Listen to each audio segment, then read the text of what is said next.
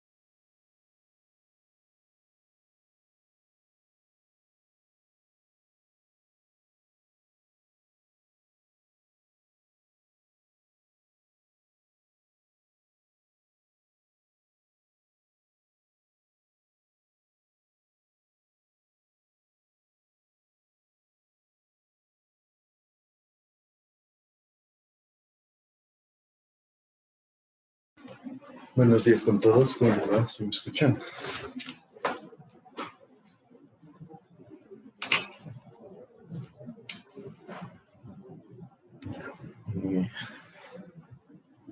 A ver, vamos con la lista.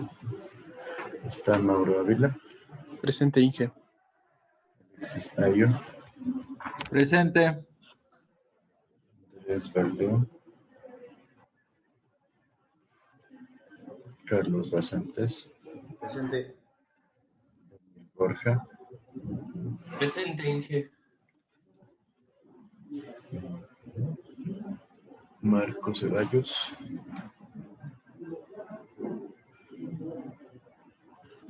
Jonathan Chili.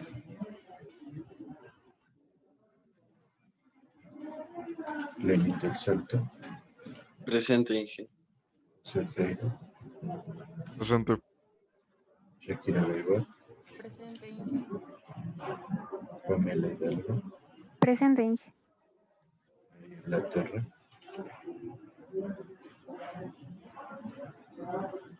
Refra Montenegro.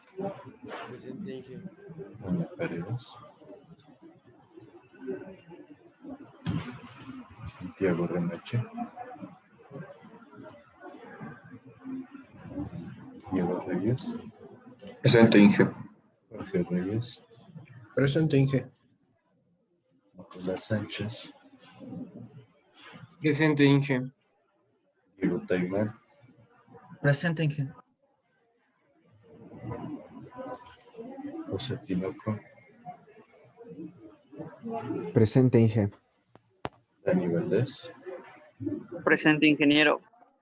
Eric Yanes. Presente, Inge.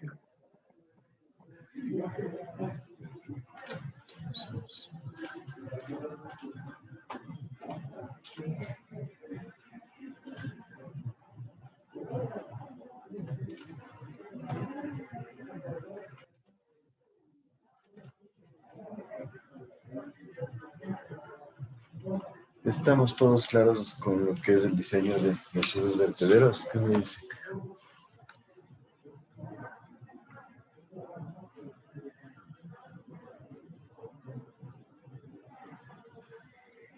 ¿Qué me dices, Eric Llanes? ¿Tienes todo claro? Prendamos las cámaras, por favor. Sí, Inge. No hay dudas, está clarísimo cuál sería el funcionamiento para sus vertederos en presas. ¿Qué me dices? ¿Qué me explicarías de cómo se le puede usar un subvertedero para presas?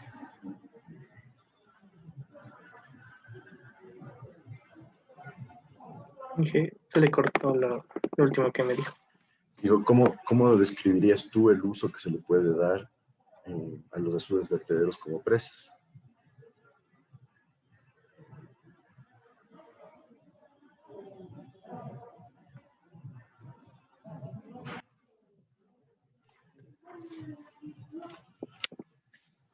¿Qué me dices?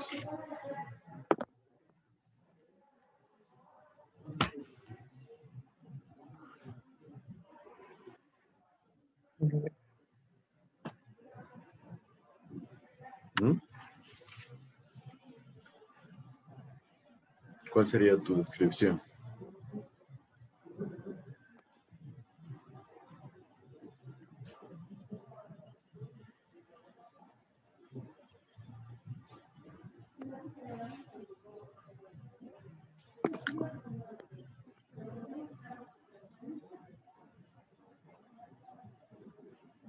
Eric.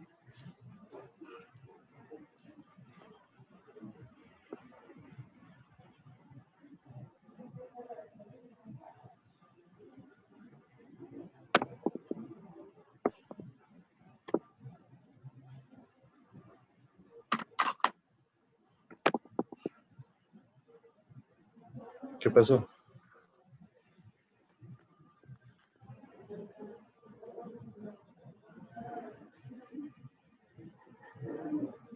¿Qué me dices, Eric? Necesito un punto de vista. Hemos visto ya toda la clase de ayer. ¿Qué son los azudes vertederos? Hemos escrito cómo utilizarlos. ¿Qué me dices tú? ¿Cuál podrías decir que es la aplicación de los azudes vertederos en presas? ¿O como presas?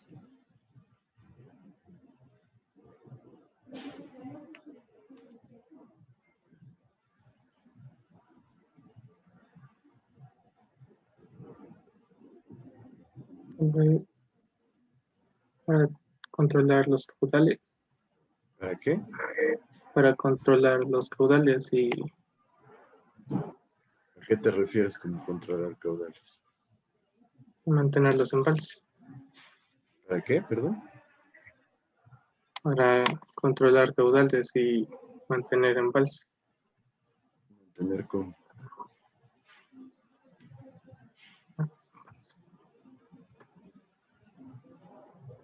Mm,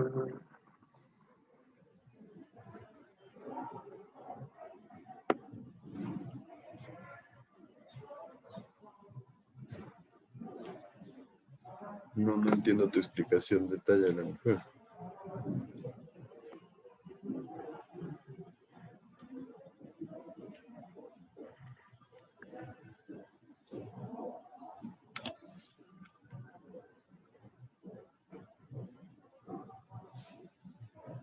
¿Mm?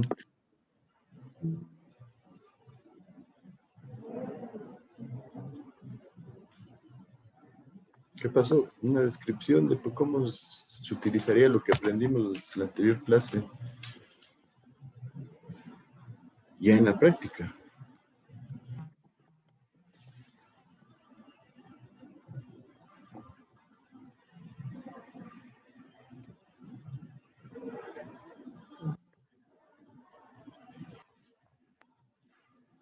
¿Qué pasa, Eric? Necesito una descripción. Llevamos 5 minutos y no me das una descripción.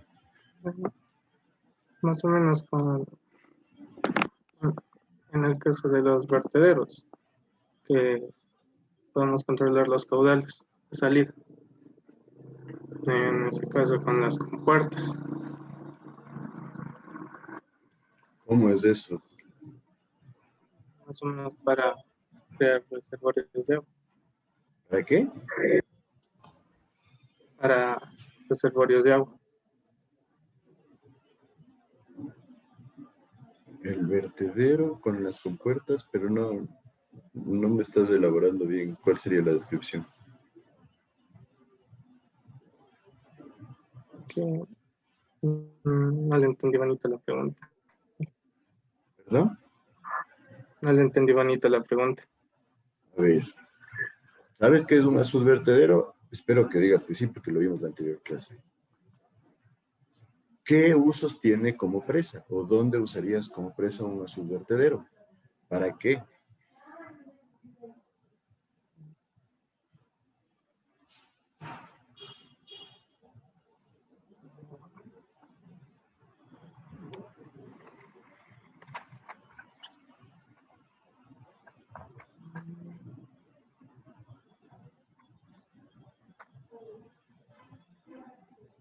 Para regular los caudales, tal vez. ¿Cómo regular caudales?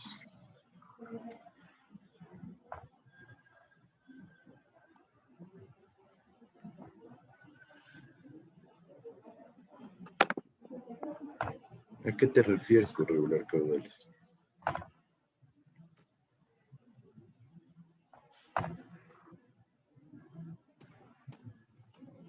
Para los caudales que hay en exceso, de agua que hay en exceso, controlaríamos el volumen de salida del agua. ¿Cómo? Mm,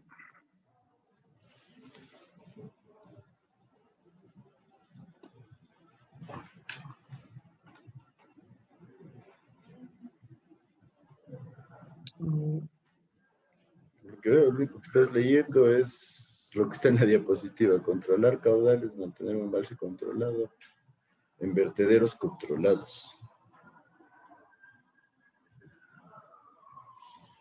Vamos, deberían ser capaces de hacer un análisis simple en función de algo que vieron y cómo lo quisieran aplicar. Dijimos nosotros que los azudes vertederos pueden aplicarse como presas, ¿para qué? Para control de inundaciones. Cuando nosotros queremos proteger un sector, entonces como se genera un volumen de agua acumulado, de esta forma nosotros podemos utilizar el azud vertedero para que no se acumule toda el agua en una zona urbana o en una zona importante, sino generamos una redistribución con sistemas de varios azudes vertederos colocados aguas de arriba. Lo mismo, si queremos evitar acumulación de sedimentos en una presa grande, podría ser una central hidroeléctrica, un multipropósito, lo que sea, nosotros podemos colocar azudes vertederos como presas en zonas aguas de arriba, de tal forma que se vayan acumulando los sedimentos de ahí para evitar que lleguen a la presa principal y de esa forma permitir que se genere un mejor desempeño de la presa principal. Nos sirve como una pequeña presa también cuando nosotros queremos hacer captaciones de agua, cuando nosotros queremos utilizar una rejilla lateral, una rejilla de fondo, una toma directa para captar agua. De esta forma, nosotros colocamos el azud vertedero, se eleva el nivel del agua y evitamos que ingresen sedimentos a nuestro sistema y que sea más fácil la realización de la captación. Pues necesito, en serio, que ustedes sean capaces de hacer análisis simples. Realmente no creo que les haya preguntado algo fuera de este mundo. Bueno, vamos a continuar con el siguiente tema que es, más bien dicho, la estabilidad de empresas. Aquí tienen una parte teórica importante, como les decía en la clase de ayer. Nosotros no vamos a entrar en la parte estructural porque ustedes están en 6º nivel y todavía no llegan a lo que es cimentaciones. En la materia de cimentaciones ustedes van a ver la estabilidad de muros, van a ver lo que es cimentaciones de muros, y de esa forma ustedes van a tener los conceptos de volcamiento, deslizamiento, etcétera, etcétera, que por lo que he visto en semestres pasados no es que lo manejan todavía muy bien. Entonces, en la estabilidad de empresas nosotros vamos a enfocarla en las fuerzas que se generan dentro de una presa y también las causantes o causales de falla que se generan o que se podrían generar en una presa. Aquí tenemos una presa icónica en el Ecuador. ¿Tienen idea cuál es?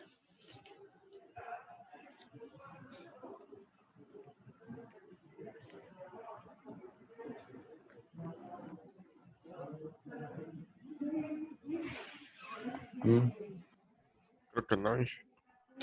Esta es la famosa presa de Paute. Entonces, es una presa tipo arco. Es una presa que está hecha en una garganta rodeada por 2 montañas. Esta presa se la construyó entre los 80s y por mucho tiempo fue la principal abastecedora de electricidad del país. Deben haber escuchado ustedes que en la época de los 90 hubo bastantes episodios de cortes de energía en el gobierno de Durán Ballén y se debía o se le atribuía principalmente que era al bajo nivel de agua que se presentaba en Paute. Entonces, esta era la central que abastecía la mayor cantidad de energía del país. Entonces, Obviamente vale la pena mencionar que el proyecto inicial incluía que se construya Paute y Mazar Dudas. Mazar Dudas es una presa un poco más pequeña que debía ser aguas arriba de Paute, de tal manera que cuando haya mucha agua en este sector, Mazar ayude a generar un embalse más grande. Entonces, la idea era que sea un embalse o un sistema de cascadas, de presas en cascada, donde la de arriba le ayuda a la subsiguiente para controlar la cantidad de agua. Entonces no se construyó las dos a la vez, y como no se las construyó a la vez, eso significó que cuando hay mucha agua, Paute tenga que abrir sus aliviaderos. Los aliviaderos de Paute son estos de aquí. Entonces se genera un desfogue de agua, y ya se genera ese desfogue de agua y se pierde esa agua. Esa agua no se la puede recuperar. Entonces generó bastantes problemas en cuanto a la provisión de electricidad en el Ecuador en los años 90, como les digo, y siempre está en la memoria de la gente Paute como algo icónico en el país. Entonces,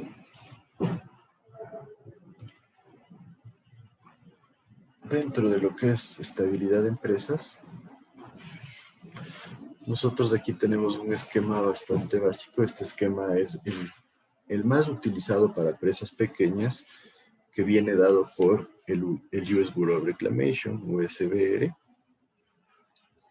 en su libro de diseño de empresas pequeñas. Me parece que la última edición fue en 1987. Y este lo saqué de una traducción de Eduardo Martínez, que les recomiendo. Si es que no manejan bien el inglés, es una buena opción porque las traducciones son bastante buenas. Esta traducción la hizo Eduardo Martínez en el 2007 y es bastante utilizada. Entonces, en esencia, esta es la presa. Y nos indica aquí el US Bureau of Reclamation que nosotros tenemos varios tipos de fuerzas que actúan sobre la presa. Entonces, si hablamos de fuerzas que actúan sobre la estabilidad de la presa, ¿qué opciones me darían ustedes? ¿Qué tipo de fuerzas o qué fuerzas específicas creen ustedes que generan afectación sobre una presa?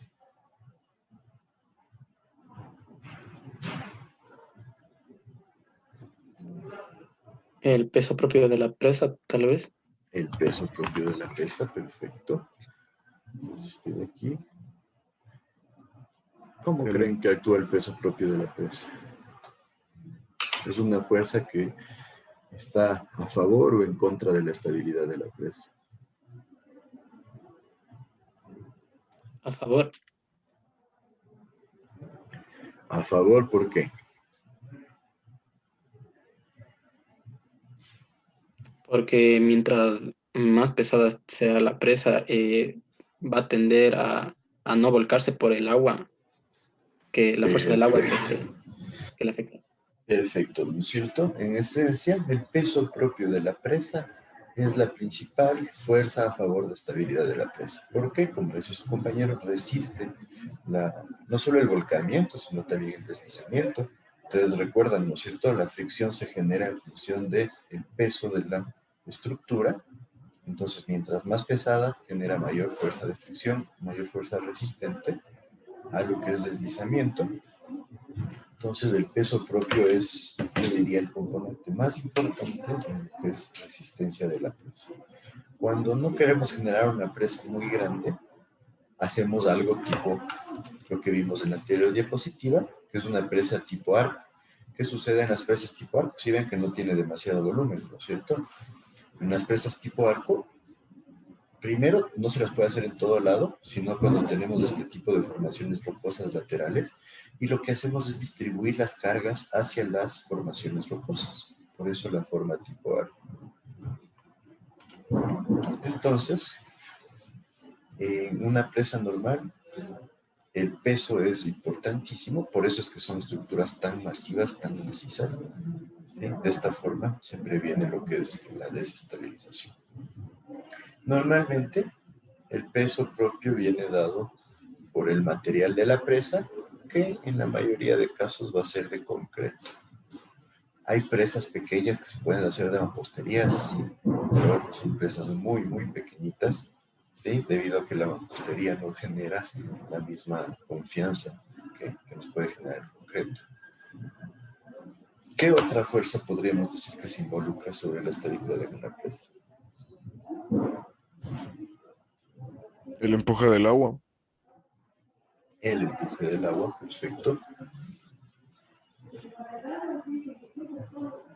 El empuje o presión del agua. ¿Cómo afectaría a la presa? ¿Solo en un solo sitio, en varios sitios?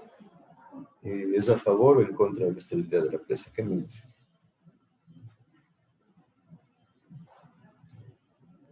¿En contra? ¿Perdón? ¿No me escuché? En contra. ¿Por qué en contra?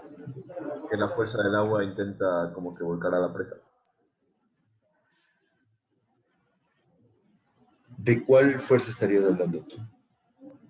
Del empuje del agua, sí. ¿Cuál fue el empuje del agua? En este gráfico.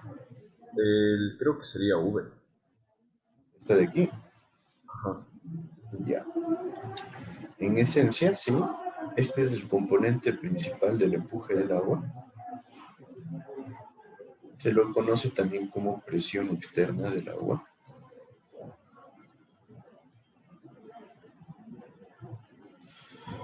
Y este de aquí, como dice, es una fuerza en contra de la estabilidad de la presa, porque claramente vemos que genera una fuerza que quiere mover la presa, entonces puede generar deslizamiento de la presa. Normalmente es la principal fuerza en contra de la estabilidad de la presa, porque el nivel del agua es bastante grande, entonces el empuje del agua es bastante grande. Y en función de falla por volcamiento, normalmente el punto crítico se encuentra en la zona posterior de la presa y vemos que el momento que generaría esta presión externa del agua generaría un volcamiento o un momento bastante fuerte sobre la parte posterior. Ahora, hay otros tipos de presiones externas del agua, o de empujes del agua, como lo llamaron.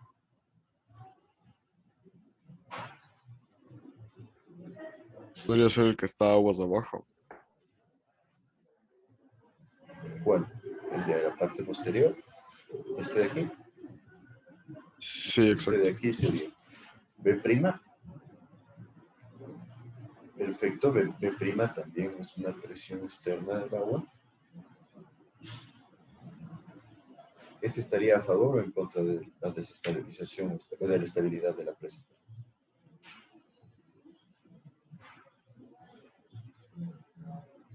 A favor, creo. A favor, ¿no es cierto? Vemos aquí que genera totalmente lo contrario. Entonces podríamos decir que si hay un volumen de agua en la parte posterior de la presa, esto nos podría ayudar a generar estabilidad. ¿Sí está claro el por qué?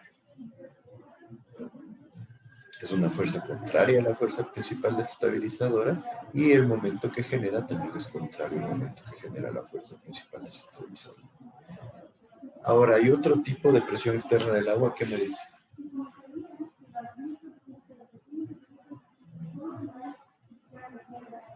La presión de poros del suelo, podría ser. La presión de poros del suelo. U se le conoce normalmente también como subpresión o presión interna del agua. ¿Por qué creen que se llama presión interna del agua?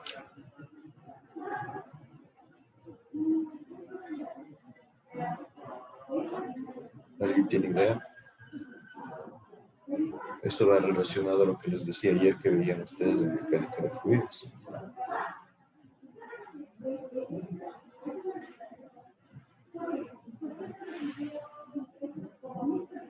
¿Qué me dice?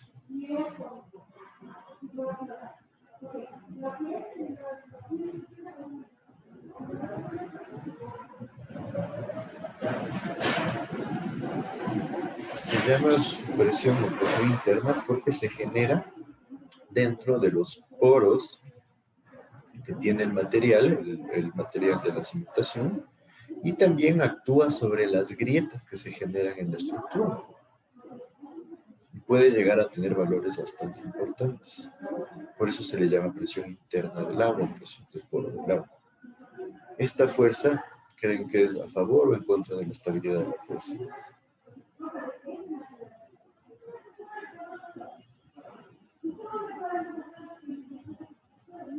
¿Qué me dice?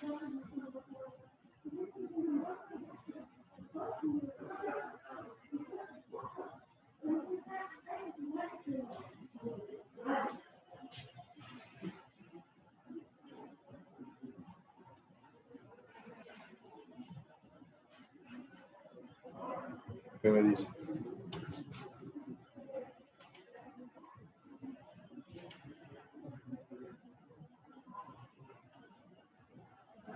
José Tinoco, ¿qué me dices tú? Yo diría que está en contra de la estabilidad. ¿Qué? Porque va a tratar como que de empujarle a la presa o de removerle. Va a tratar de moverle a la estructura y vemos claramente que está totalmente en contra del peso de la estructura, que es la fuerza principal a favor de la estabilidad. Entonces sí, es una fuerza peligrosa porque en algunos casos puede ser bastante grande. Entonces nosotros tenemos que tener cuidado de esta supresión. Hay maneras de reducir esta supresión que se genera colocando, por ejemplo, se colocan unos drenajes verticales. Estos drenajes verticales empiezan a absorber la supresión de tal forma que disminuyen la magnitud de la misma. Ya lo vamos a ver un poquito más adelante. ¿Creen que haya otro tipo de presión que genere el agua sobre la estructura?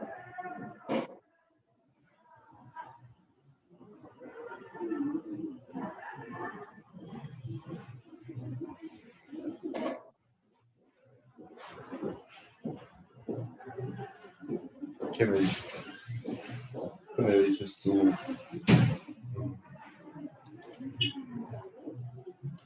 Dani Valdés.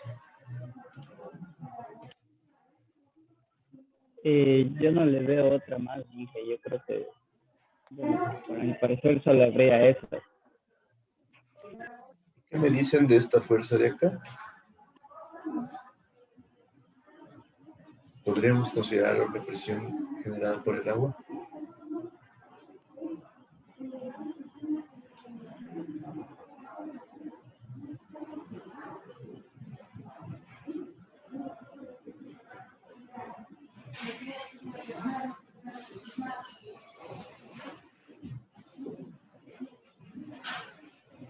¿Qué me dicen? ¿Qué podría significar esta fuerza?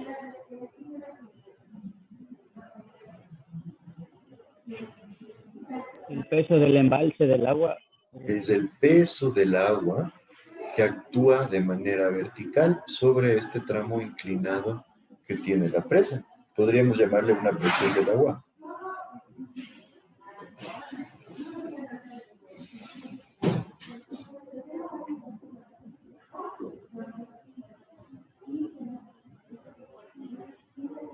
¿Qué me dice?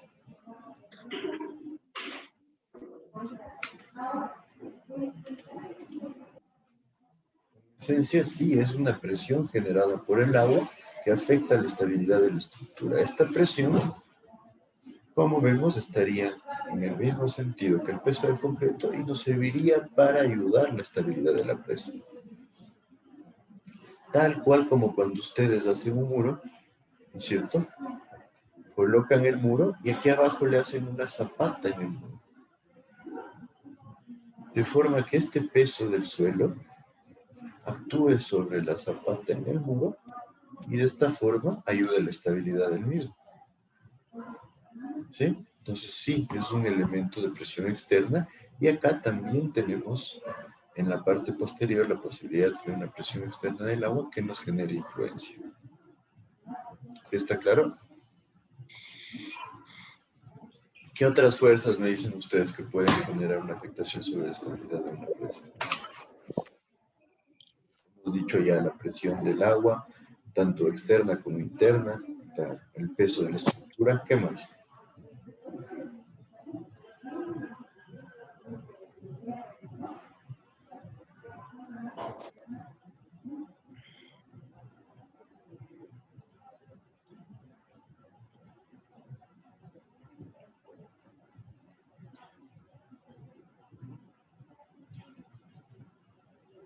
¿Qué me dicen? ¿Qué me dices, Ana Paredes?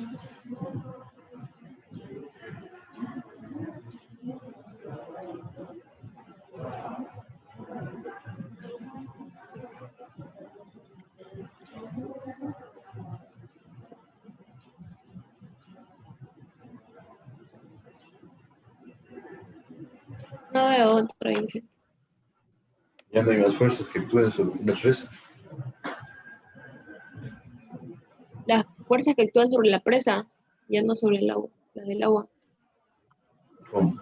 Ya el agua ya me dijeron, la presión externa del agua y la presión interna del agua.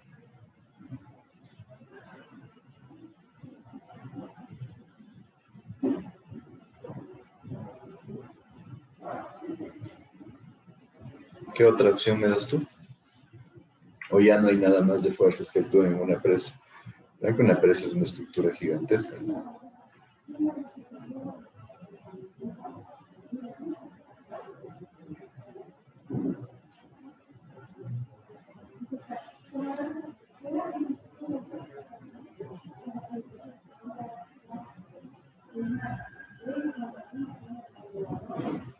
Que tal vez puede existir carga por sedimentos.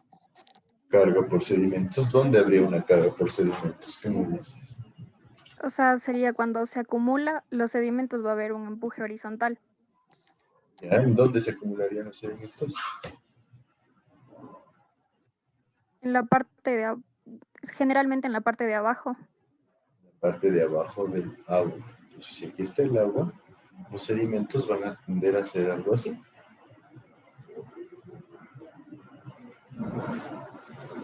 ¿Sí? Entonces, ¿qué pasa con estos sedimentos? ¿Generan una presión o dices qué tipo de presión sería? ¿Horizontal o vertical? Horizontal. Horizontal, ¿no es cierto? Porque están apegados a la presa y generan una fuerza de este tipo. ¿Sí? ¿Por qué debemos considerar esto? ¿Por qué crees que deberíamos considerar esta presión? Que se le conoce como presión de la solve. En muchos libros van a ver el asolve. El asolve es la acumulación de sedimentos que se genera. Entonces, ¿qué pasa? Después de un tiempo, la presión que se genera debido a estos sedimentos se mantiene. ¿Por qué? Porque se empiezan a solidificar los sedimentos. Recuerden que aquí tenemos una alta presión del agua. Entonces, si tenemos alta presión del agua, eso va a ayudar a que se cohesionen estos sedimentos y se forme una especie de roca. Entonces, ¿por qué afecta eso la estabilidad de la presa?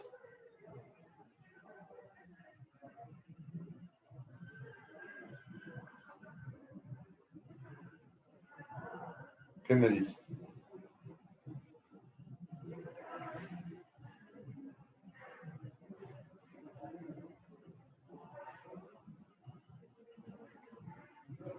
¿Mm?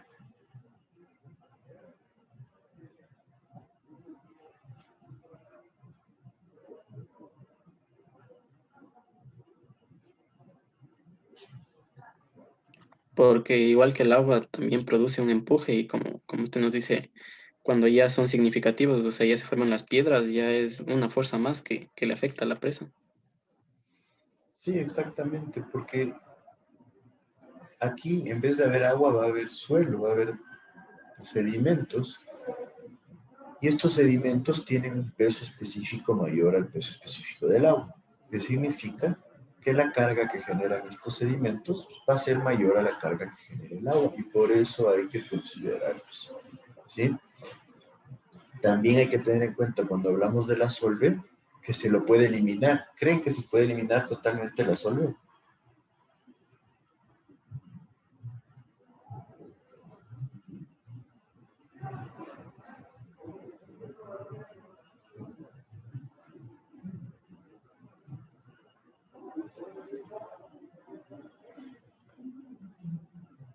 ¿Qué me dicen?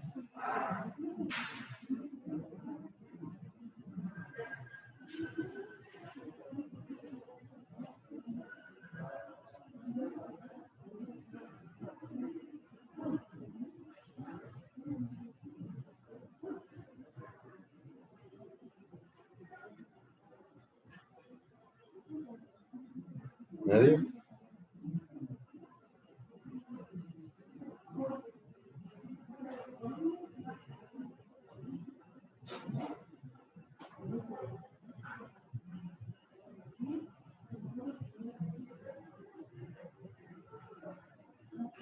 En esencia, han escuchado acerca del proceso de dragado.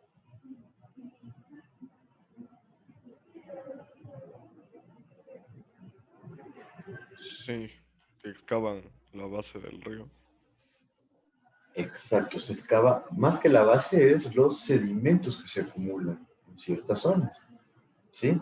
El proceso de dragado más sonado últimamente fue lo que se generó en el río Guayas y en el puerto de Pozorja, ¿no?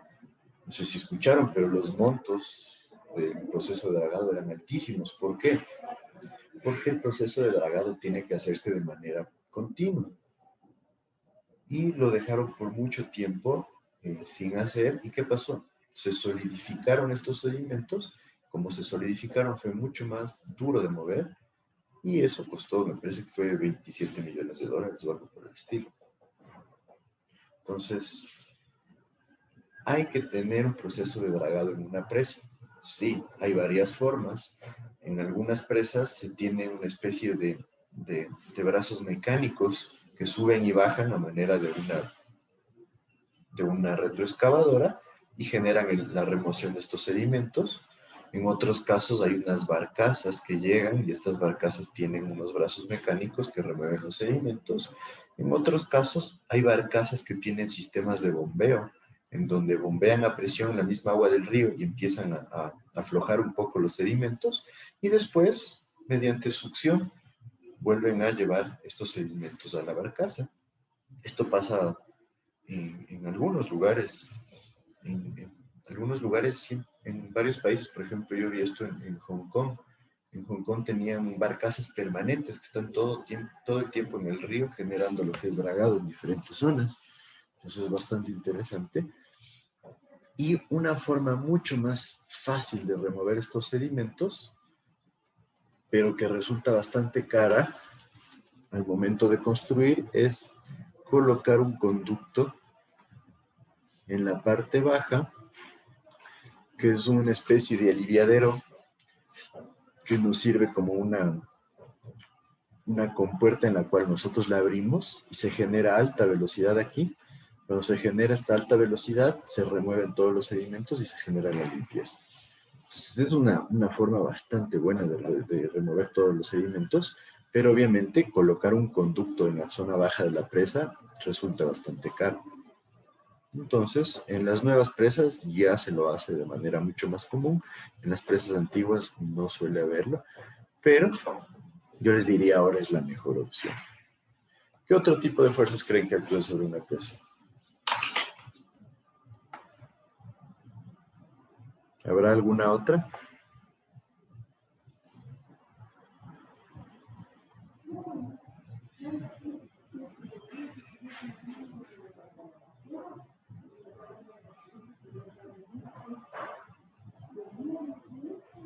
¿Qué me dice? ¿Qué me dices, Mauro Ávila? Yo creería que no hay. ¿No más fuerza sobre una presa? No, Inge, no se me ocurre otra. Revisemos un poco lo que yo les he puesto. Aquí tienen toda la distribución de dimensiones y fuerzas como hemos estado viendo. Yo trato de simplificarla. Esto es lo propuesto por el USBR, que como les digo es una de las entidades que mayor cantidad de investigación ha hecho en cuanto a la hidráulica. Entonces eso es bastante importante. Yo le diría que ellos son los generadores de toda la parte investigativa de la base de estudios hidráulicos actuales. Entonces, hablamos de la presión externa del agua. No se olviden, hay la principal, que es la que genera el embalse propiamente dicho, pero también el peso del agua y la supresión. Entonces, cuando hablamos de esto, nosotros tenemos que tener en cuenta normalmente este tipo de esquema. ¿Qué nos dice este esquema?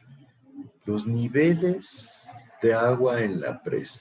Entonces, ustedes saben cuál es el nivel de la corona, cuál es el nivel máximo a la que debería llegar el agua, cuál es el nivel máximo para el control de avenidas, que son inundaciones, y cuando hay varios usos conjuntos también, cuál es el nivel máximo que se debe mantener, ¿sí? Cuando están ciertos elementos inactivos, hasta dónde se debería llegar, por ejemplo, los aliviaderos. el embalse muerto, hasta dónde debería llegar. El embalse muerto es el que no podemos utilizarlo, el que se encuentra por debajo de la toma de agua, y el lecho del río. Entonces, de esta forma, ustedes pueden ir jugando con qué real presión externa del agua se va a generar sobre la presa. Porque, ojo, no siempre va a estar el agua llena de la presa, ¿no es cierto? Podemos llegar a puntos críticos, como en el caso de Ciudad del Cabo, en Sudáfrica, donde se llegó a un punto crítico, donde se llegó al límite mínimo que habían establecido, que era el 10% del volumen de agua en la presa. Entonces, cuando llegaron a ese punto crítico, prácticamente estaba vacía la presa y solo tenían agua para abastecer lo que ellos consideraban consumos principales, que eran hospitales, escuelas, etcétera, etcétera. Entonces, hay que tener en cuenta que sí, las presas pueden bajar su nivel de agua de manera importante. La supresión del agua de la que ya hablamos, no se olviden, aquí tengo el gráfico de cómo afecta un dren a la supresión que genera el agua. Entonces, miren, la supresión normal es mucho más grande que cuando nosotros colocamos un dren. Se puede generar una disminución de supresión bastante importante. Y eso sí vale la pena tenerlo claro. Entonces, en muchos casos se generan estos drenes verticales. En esencia, estos drenes permiten que el agua suba debido a la supresión. Entonces, como no chocan directamente con la presa, esto genera que la supresión disminuya ya en la base de la presa. No se olviden, esto lo deben saber ya, las líneas de flujo son importantes porque las líneas de flujo nos ayudan a definir realmente el valor de la supresión y también el caudal de agua que fluye debajo de la presa. Entonces aquí, como vimos ayer, la importancia de colocar una taguía o un dentellón en una presa. Si es que esta presa no tendría el dentellón, probablemente la línea de flujo sería así. Mucho más cercana a la presa, mucho más plana, podríamos decir. ¿Cómo afecta esa línea de flujo en lo que es su presión? ¿Qué me dicen ustedes?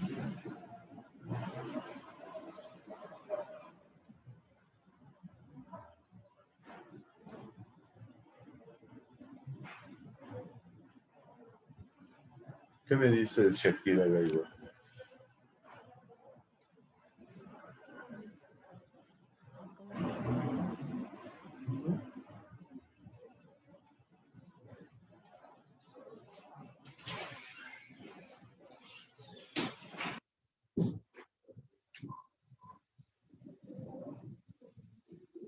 Puede ser por el peso de, o sea, por la presa del concreto. ¿Por el qué? No te escuché bien. Por la presa del concreto.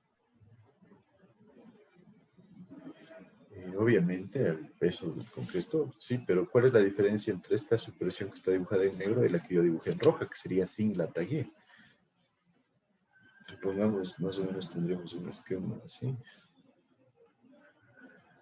Esto lo ven en fluidos, me parece.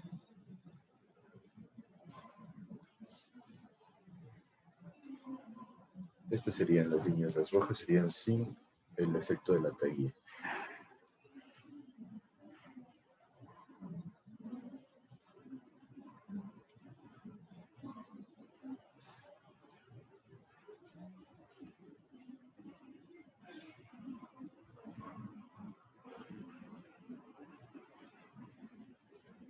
¿Qué me dices, Shakira? Puede ser que afecte en la socavación. La socavación en la parte posterior, sí, puede darse ese caso, y eso luego se le conoce como un fenómeno de tubificación, que lo vamos a ver luego, debido a la infiltración de agua. Cuando pase esto, nosotros tendremos mucho más volumen de agua, mucho más caudal que está bajando bajo la estructura. Entonces también normalmente requerimos una zona dura aquí para evitar esa socavación. Pero me estoy refiriendo específicamente a las líneas de flujo.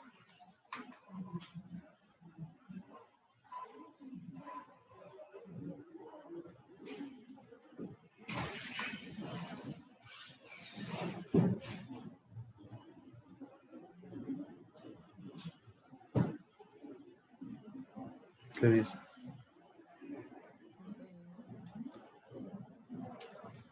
No sé. Bueno, eso lo deben saber por mecánica de fluidos. Si es que las líneas se vuelven mucho más cercanas a la base de la estructura y se vuelven mucho más planas en esta zona de acá, eso significa que hay un mayor grado de presión que se genera bajo la estructura y un mayor caudal. Entonces deben recordar el método en donde tenían que generar las líneas de tubificación y las líneas verticales, en función de eso definir cuadrados, mientras más cuadrados y contando los cuadrados, serían las líneas de flujo. Ustedes ahí van a definir cuál es la presión que se genera bajo la estructura. Es uno de los métodos más simples y más coherentes. Entonces, mientras más se acerquen la forma de las líneas de flujo a las rojas, vamos a tener mayor presión. Entonces, se recomienda el uso de una taguía, que es una estructura vertical que se genera bajo la estructura, para generar una modificación en la forma de las líneas de flujo. Y si se genera esta modificación, esto va de la mano con una reducción en la subpresión que se genera y una reducción en el caudal que va por debajo de la estructura. ¿Está claro ahí?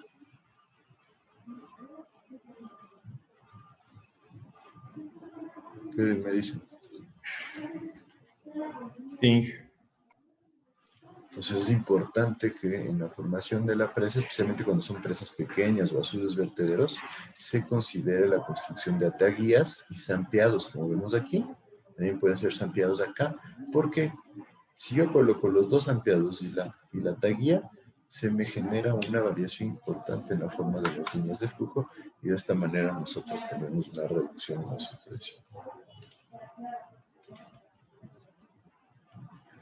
La presión de la solve ya la hablamos, ¿no es cierto? Es importante eliminar los sedimentos. ¿De qué depende la presión de la solve? Pues depende de la cantidad de intensidad de la lluvia. ¿Por qué? Porque la lluvia arrastra sedimentos. Siempre la lluvia arrastra sedimentos, entonces mientras más llueve, más sedimentos van a llegar a la presa. El tipo y uso del suelo es importante. Mientras hay un suelo más deleznable, más erosionable, vamos a tener mayor cantidad de sedimentos que lleguen a la presa. Y el uso que se le da al suelo también. Si existen zonas en donde no está bien compactado el suelo, las zonas agrícolas, por ejemplo, como generan tanto movimiento de suelo, generan que eso se pueda erosionar bastante con las lluvias. La cantidad de cobertura vegetal, lo mismo. Mientras más cobertura de vegetal, las raíces generan una especie de sistema que evita el movimiento de partículas, entonces genera menor cantidad de sedimentos. La topografía, obviamente, cuando la topografía es bastante variada, se produce mayor generación de sedimentos, y los sedimentos tienden a acumularse en las zonas planas. ¿Cuál es el esquema típico del movimiento de sedimentos?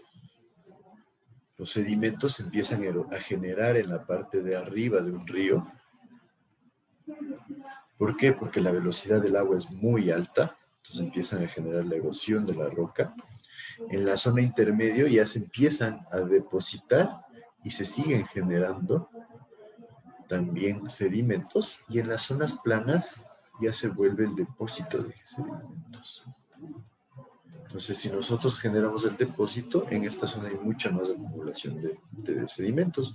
Es clarísimo, si ustedes se van al páramo y ven un río, los ríos tienen bajo caudal, son claritos, pero ya se genera el sedimento ahí. Mientras que en la zona de la costa, los ríos son mucho más oscuros, el agua está llena de sedimentos, ¿sí? ¿Por qué? Porque ya no hay tanta velocidad y eso permite la acumulación de estos sedimentos. La erosión que se genera en laderas también es una influencia importante. Hay que, siempre que hagamos una presa, por favor, hay que hacer un buen estudio de las laderas, un estudio de suelos y estabilidad de suelos en las laderas. El ejemplo más claro es lo que pasó en Colombia. No sé si vieron, hace algunos años un problema bastante dramático en Colombia. En la presa más grande del país estaba construyéndose. ¿Qué pasó? Se fue toda una ladera, se desmoronó, cayó todo este material al río y empezó a elevarse el nivel del agua en el río. Y se seguía cayendo la ladera. Entonces, ¿qué pasó? Todavía no estaba acabada de construir la presa. Y el problema era que si el agua llegaba al nivel superior de la construcción que estaban haciendo, se iba a llevar toda la maquinaria, todo el equipo que estaba en la parte alta, y había un alto riesgo de que se produzca un fallo en la estructura de la presa. Entonces, el presidente de Colombia y el gerente del proyecto decidieron inundar el cuarto de máquinas que ya estaba hecho. Entonces, ¿qué hicieron? Abrieron las compuertas del conducto a presión, toda la cantidad de agua en exceso fue al cuarto de máquinas y se llevó todo lo que había dentro del cuarto de máquinas. Parece que las pérdidas fueron alrededor de $20 millones por la inundación del cuarto de máquinas. Entonces, ¿qué pasó ahí? Probablemente no hubo un buen análisis de la estabilidad de taludes en esa presa. Y ojo, era la presa más grande de Colombia. ¿No? Ya creo que se acabó de construir. Esta presa, para que tengan una idea, tiene, me parece, 2.400 megavatios de potencia instalada. La presa más grande del Ecuador es el Coca-Codo, que tiene 1.500 megavatios de potencia instalada. Entonces es gigantesca. Por otro lado, hay que tomar en cuenta la escorrentía también que se genera, y hasta dónde llega esa escorrentía. Preferiblemente no debería llegar a la zona donde está la presa. Y las características y especialmente el tamaño de las partículas de los sedimentos que tenemos. Pues todo eso tiene que estar bien analizado de tal manera que los sedimentos o la solve no se vuelva un problema. Aquí les he puesto la ecuación, porque la presión de la solve se combina a la presión hidrostática y se la determina como una presión de sedimentos que depende del peso específico, la altura promedio que mantenga la capa de sedimentos. O sea, ahí nos toca hacer un análisis en donde nosotros identifiquemos una altura promedio para poder determinar el empuje que va a hacerlo sobre 2, y por 1 menos el seno del ángulo de fricción interna del sedimento, o sea, del tipo de material que tenemos acumulado ahí. Entonces hay que hacer un estudio para conocer las características de los sedimentos. Sí, y esto elevado a sobre 1 más el seno del ángulo de fricción interna. Estaría claro entonces cómo considerar y cómo afectan los sedimentos a la estructura. ¿Qué me dice?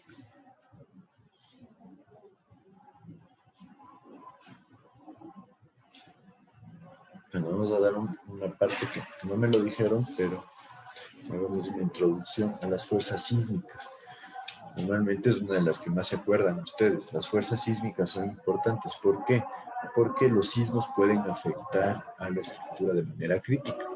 Cuando hablamos de un sismo oscilatorio, nosotros podemos tener un incremento en la magnitud del esfuerzo debido a la presión externa del agua, que es la principal fuerza desestabilizadora, y eso puede ser un problema para la estabilidad de la estructura.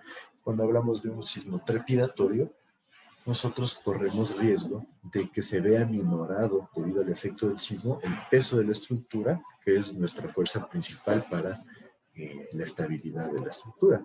Entonces, esos son los dos casos críticos y nosotros debemos analizarlo. Obviamente esto es parte del análisis estructural, así que no le voy a meter demasiada profundidad, pero hay que considerar 3 tipos de sismos o terremotos.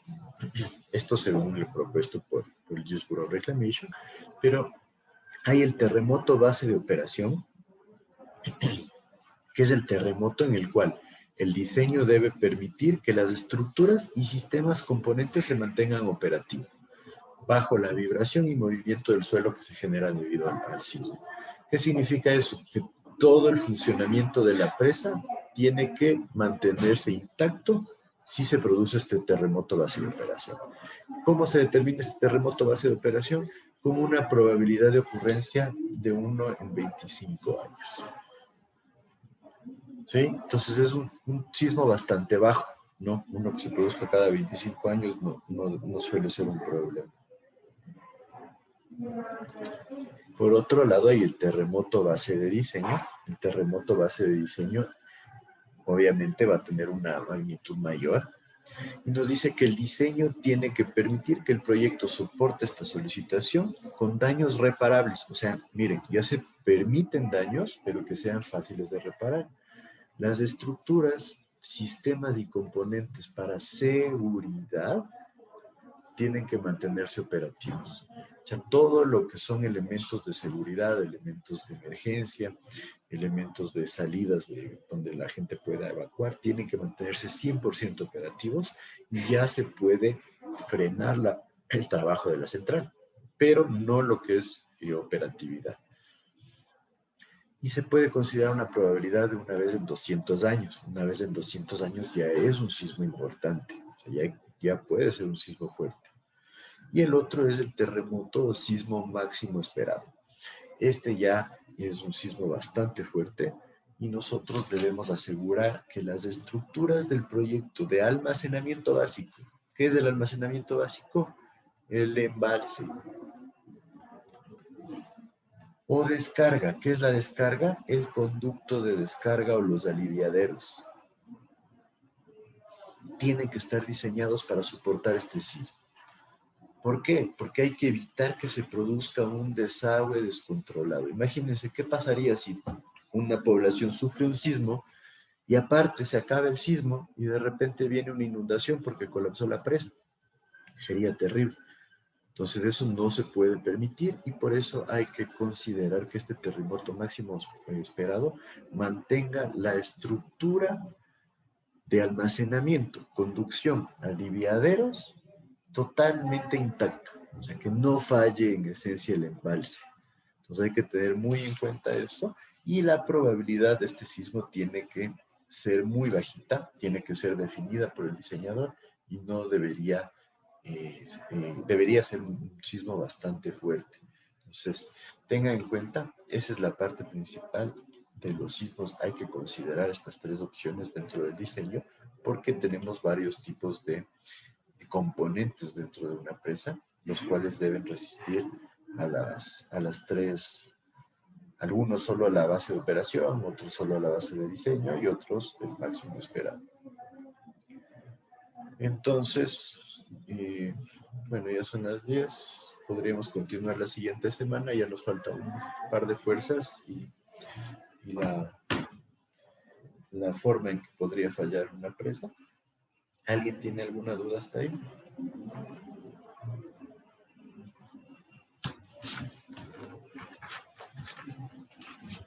¿Está claro para todos? Como les dije, debemos ver esto de una forma un poco más teórica, por el hecho de que nosotros no podemos ahondar en lo que es diseño estructural, especialmente porque son temas que ustedes no lo tienen 100% claro y lo revisan recién en octavo nivel, me parece que es cimentación, ¿no? Todavía les falta algo de tiempo. Entonces, ¿qué me dicen? ¿No hay ninguna duda? No, Inge. No hay dudas, podemos quedar ahí. Una buena semana para todos. No se olviden que damos el examen el miércoles. ¿En qué? ¿Me puede poner en lista, por favor? Yo también, profe.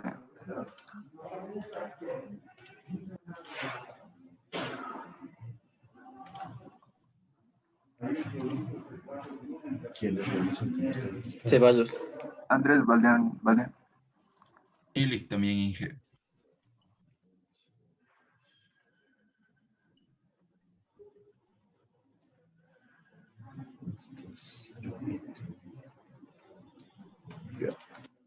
Paredes, Inge, por favor. Ya. Listo. Gracias, Inge. Buenas Inge, una pregunta, ¿el examen queda entonces hasta estabilidad de empresas? Sí, hasta estabilidad de empresas. Bien, gracias. Fuerzas que hemos visto. Una buena semana a todos.